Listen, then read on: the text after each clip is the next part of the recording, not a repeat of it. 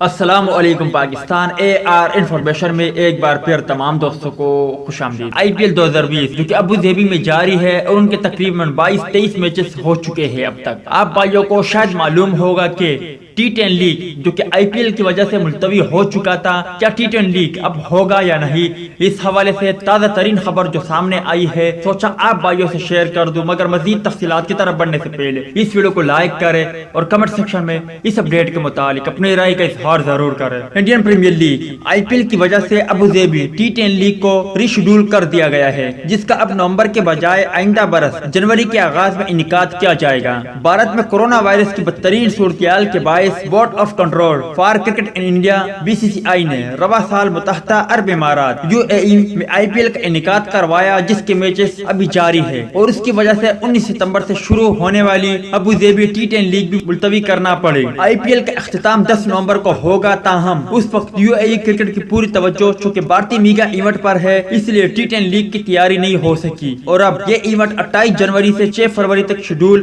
شیخ زید cricket stadium میں ہوگا، جس میں پاکستان سے ایک ٹیم کیلنڈر کے نام سے حصہ لے گی اور اس کے علاوہ کئی پاکستانی کرکٹر بھی شریک ہوں گے، جس میں عمران نذیر، شاہد خان آفریدی، سہیل تنویر اور مزید کئی کھلاڑی اس لیگ کا حصہ ہوں گے۔